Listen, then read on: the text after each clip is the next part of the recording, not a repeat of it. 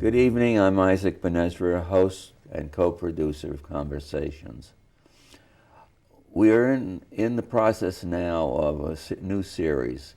The series will bring 3 candidates for the Board of Trustees, the Jones Library, to the fore, and I'll have an opportunity to interview each one.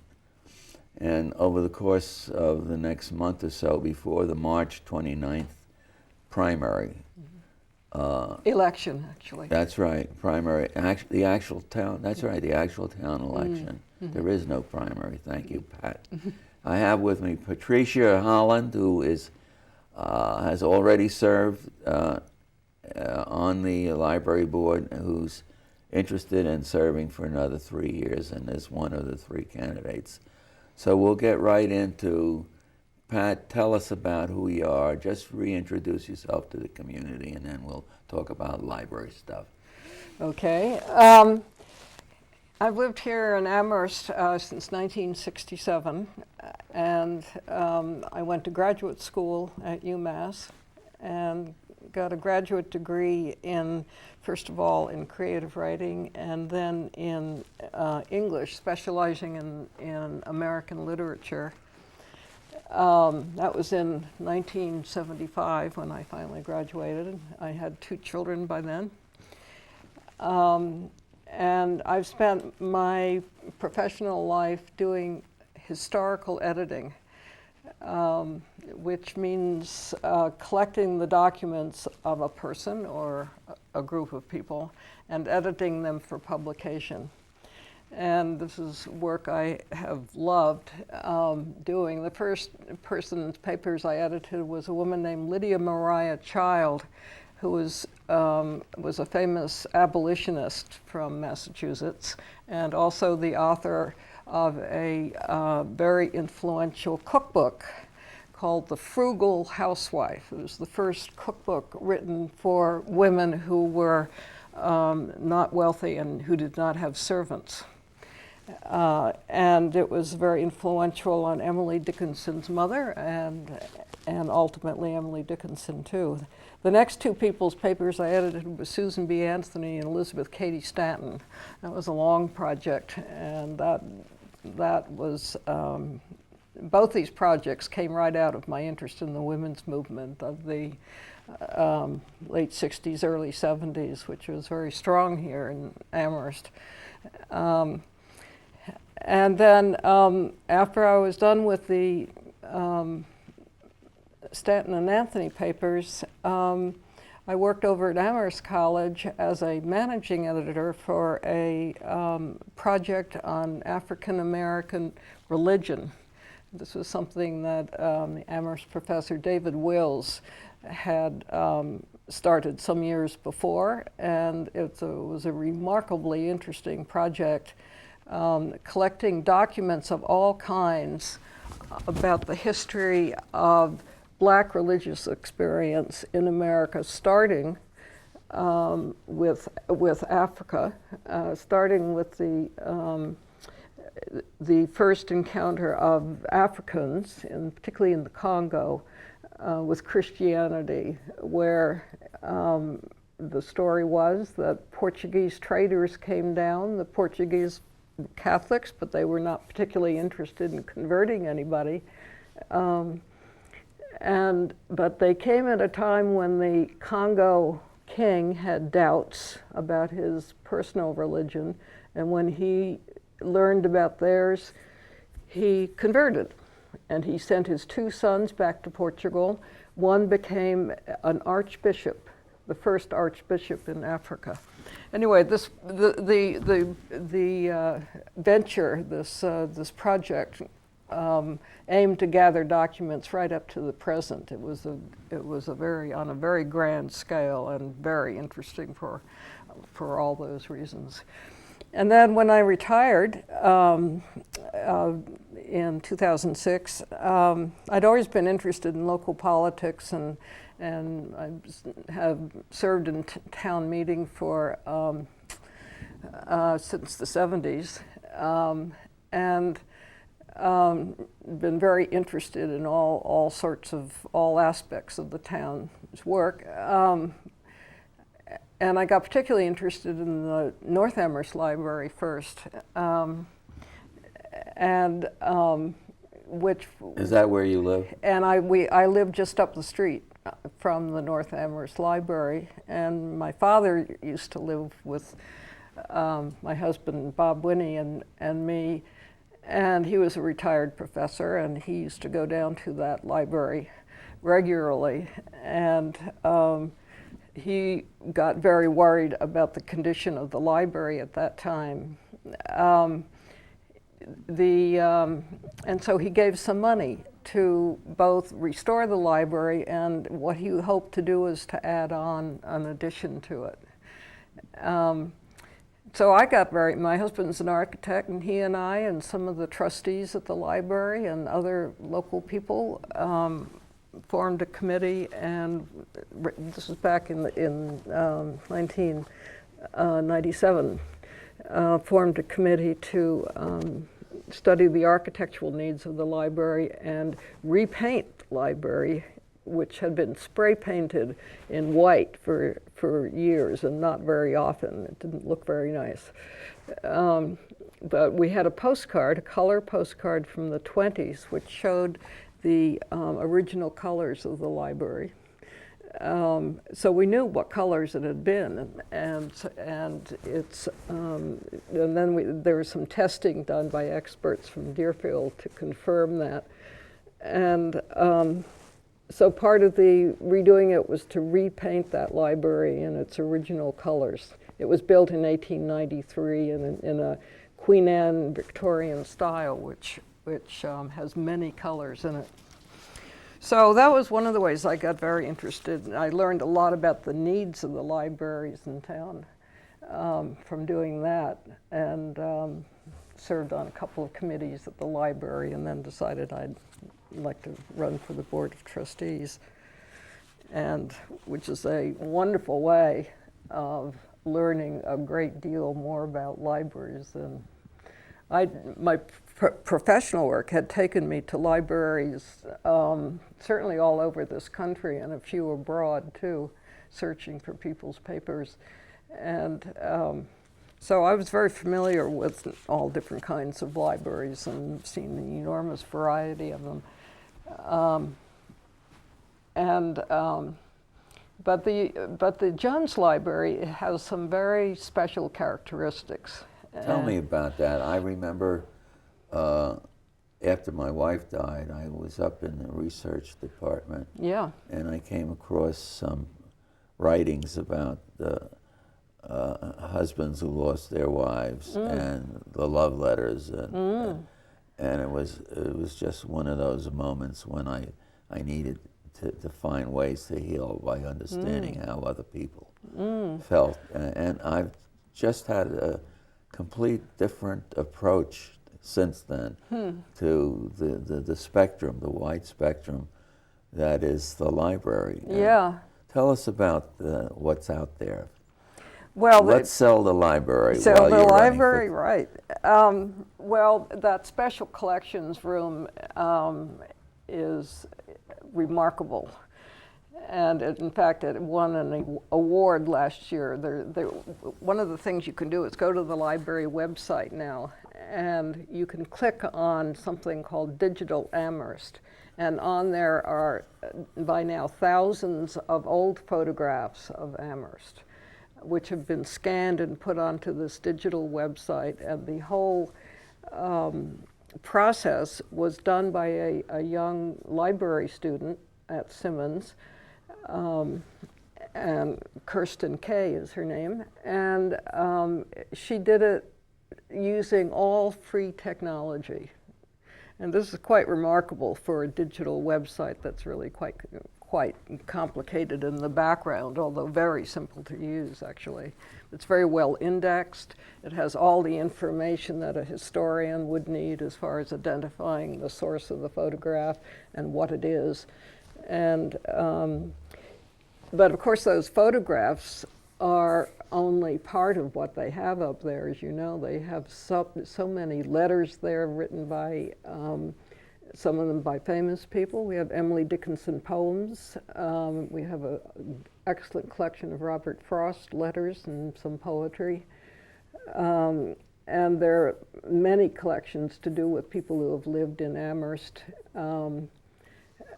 and some abroad. The place attracts actually many international visitors, particularly Special Collections does, who are doing research on much of it is on Emily Dickinson, but people come to do research on other topics there too. It's a truly remarkable source, and we last year had a ceremony to put a plaque on the front door near the front door of the library, which gives international, it was a plaque, it was an award from the National Library Association, and it was a great honor, and we were very proud to receive it. Now, Pat, you're the chair at this point. Yes. Tell us about that aspect, the oversight that's so important in terms of not only maintaining the quality of the library, but developing the future, the needs and new policies as time changes and the technology changes. Talk about some of those challenges. Well, you know, it might be helpful to understand what trustees do. And they have three charges, basically. One is their fiduciary obligations, which means to watch over the budgets for the library, and this includes both budgets from the town, budgets from state grants, state monies, money from our endowment. We have to decide how much of that to allocate. We have to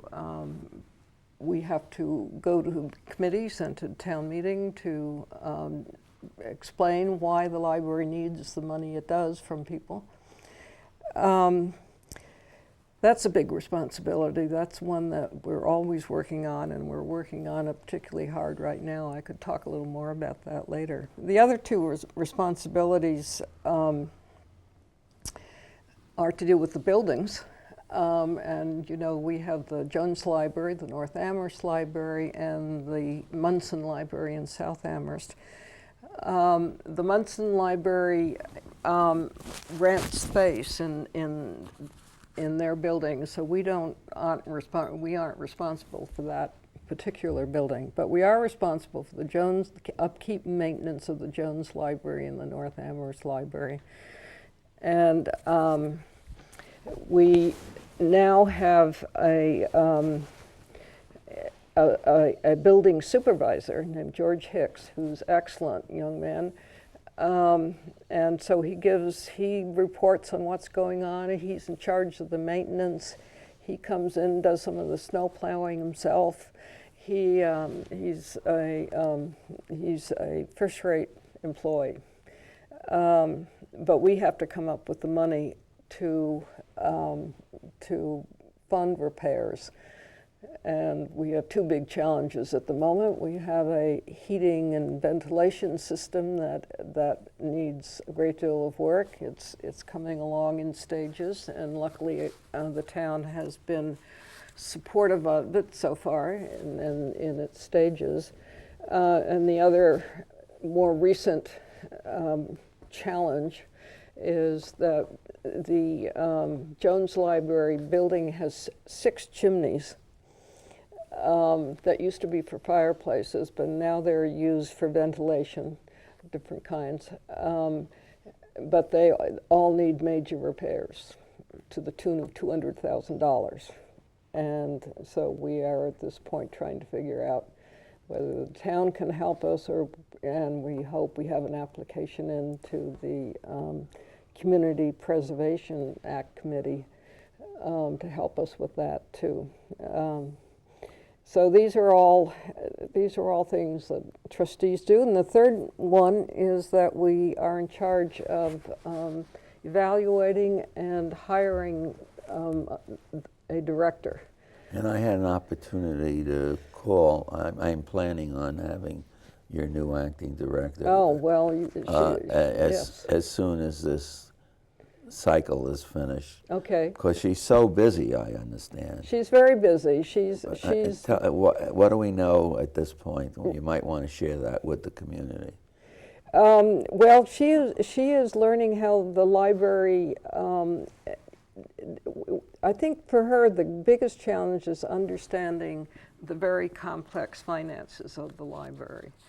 But she's also having to cope with some challenges presented by the staff. We had several illnesses last year, and we had one departure, Beth Gershman, who was a wonderful reference library, very helpful to people. So trying to, and we're threatened once again with a town budget that is looking for a level budget, which means a cut budget. A level services budget would be the same money as last year, which would still involve cuts because people's salaries go up. So there's the level services budget, then there's a midway budget which the town would provide enough funding so that we could meet a state requirement to be eligible for state aid, which we depend very heavily on. And this issue came up a couple of years ago where the town was recommending a cut to the library's budget that would have eliminated our certification. And that didn't happen. Luckily we got a waiver for that certification. But we still have to meet those requirements. Right, and I think since then it's people understand that, I think. Didn't we come up with a fundraiser? I remember. Yes, right. Well, Mr. Cole wanted to dance with me. He had one too many, but I said I'm not in a position to dance. But that was at Harp's. Yes, that that's was right, a wonderful fundraiser. at the bar in North really Amherst. Brought out. We raised. Right, we raised over thousands. $8,000, and the purpose of that was actually to prevent the library from being closed on Friday afternoons. I know, because one of the things we talked about at town meeting was to fill that gap. Yeah. And in fact, when I asked the question at town meeting, how much are we talking about? It was around something like $200 a week. That's when we came up, the community and Harp came up with the idea of let's raise that money. Right. And in these times, this is what we have to do. Right. Nobody wants to see the library degenerate into a substandard facility. Yes, and one of the challenges we're facing so far this year is that we have an annual fund drive, and we can compare how much has been raised at any given point with the amount that had been raised at the same point the previous year. And we're finding that this year, people are not giving as much. And we're very disappointed in this, and we're now we'll have some more follow-up notices to go out, and you'll see plenty of posters around pretty soon about this. So we have a higher goal than we had last year. So we're really hoping that people can dig deep. At our last meeting, our last trustees meeting, and this was mentioned in the Gazette, my co-trustee, Sarah McKee, pointed out that there are 27,000 cardholders at the library. This is what we have heard, and perhaps this needs to be verified, but 27,000 cardholders. If each person gave $2, we would solve our financial problem this year. That's $2 per person.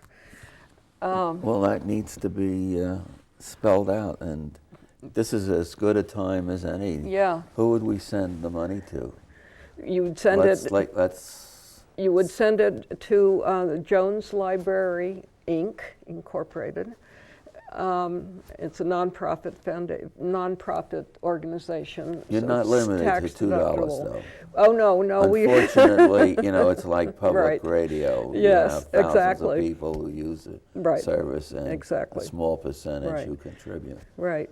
And one nice thing now is that you can contribute online, save a stamp. And how do you do that? You go to the Jones Library website, and there's a, you'll Which see is? joneslibrary.org. Let's put that on the screen, okay? Okay. joneslibrary.org. And Yeah, that's it. sounds good.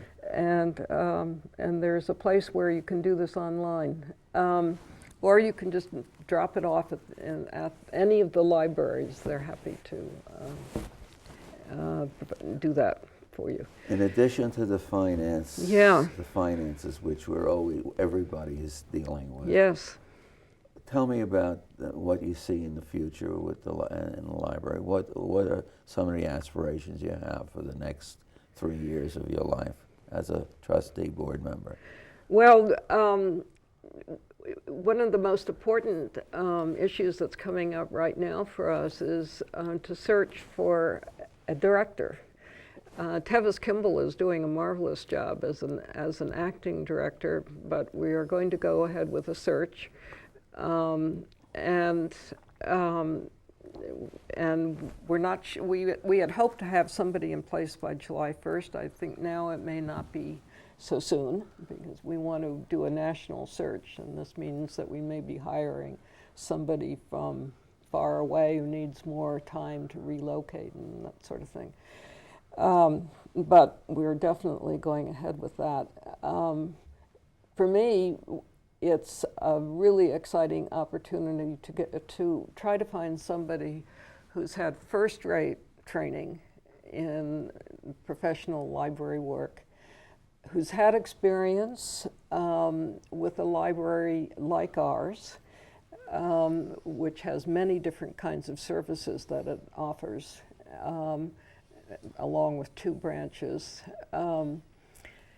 We want somebody who's, many librarians can be rather shy, and we want a library director who's right out there in the community. You know, it's one of the points that I always like to make about the library is that we are good for local business, because the reason for that is that people come to the library and they come in surprisingly large numbers, so that we figure it's several thousand a week come to the library. And then they go on and they go to the shops, they visit their lawyers, they visit professionals of all kinds, they get their cars repaired, these are all customers for our local downtown business. They certainly drink coffee. And they certainly drink coffee, right. And those businesses pay taxes. So the more customers they can get from our library, the better it is for them. It's very, very good economically. Not to mention that it's good for the patrons themselves, of course, who come for all sorts of interesting reasons. I think that's one of the things I just love about our library is all the different ways that it serves people. And the children. And the children and the students. And the students. And now, how do the students who go to the colleges use Jones Library? I'd be interested in. Well, obviously they each have college libraries which have the academic books, and a good deal of fiction and so forth. But if you want some lighter reading, and if you or if you're interested in children's literature, that's one of the interesting sort of niches that the public libraries fill that the colleges don't. If you're interested in children's literature, we have a magnificent collection, and some people going to school are studying just that. And there are programs on Saturday and at other times. Oh, yes, so there's absolutely. An enrichment going on. Yes. And it doesn't cost anything. It's just being a member of the right. library. No, it's open to the public. And we have the Friends to thank for many of those programs. You know, we have a group, the Friends of the Library. They have about 800 members. and they pay for, they don't pay for operating expenses, but they contribute to all these special programs. And Singing with Your Baby is one that's very popular with young parents. There's a regular poetry reading series. There's a brand new series which is lots of fun. Group singing. It's held on Sunday family singing, and it's held on Sunday afternoon. Apparently very crowded, actually. And so there are any number of programs that are that attract people besides the books and the magazines and the videos. Programs that reach out to new members of our community. We have so many languages in our elementary school. I understand 43 different languages. That's so they must figure have I've heard. parents. That's right. And so tell me about that. Well, the English as a Second Language program is one of these special programs that fills a niche that really can't be filled in any other way exactly. Because what the English as a Second Language program does is that it puts volunteers with somebody who's trying to learn English on a one-to-one basis. The volunteer is trained and so forth, but they don't get paid, obviously, and they meet at their clients' convenience.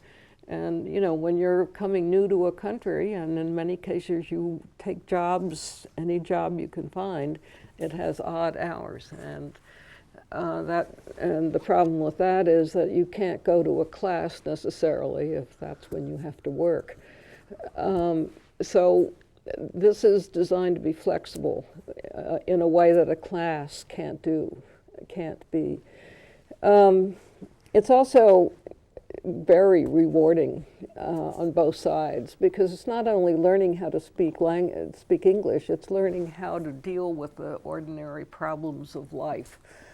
And I remember one tutor explaining that the person he was tutoring was a man from Russia who needed a driver's license and didn't know how to go about getting one, and finally learned that his Russian, as I remember this correctly, his Russian license would be considered acceptable, but he had to go to a special office in Springfield to show it to them. Anyway, it was difficulties like this that his tutor was able to solve. I can't believe our time is coming to an end. Oh dear. It's been lovely. Pat, it's Patricia Holland, one of 3 candidates for a Board of Trustees at the library. Patricia, good to see you, and good luck. Thank you. I just want to end tonight's program on a note of interest and concern. Not only has Egypt and Libya and the Middle East been in the news in a big way lately. In fact, we're seeing events which are catastrophic in terms of changes of a geopolitical nature. But also in Wisconsin, the struggle around the rights to organize, the struggle about the rights to be able to negotiate and have arbitration of contracts is now, for the first time in a long time, in serious danger for public employees.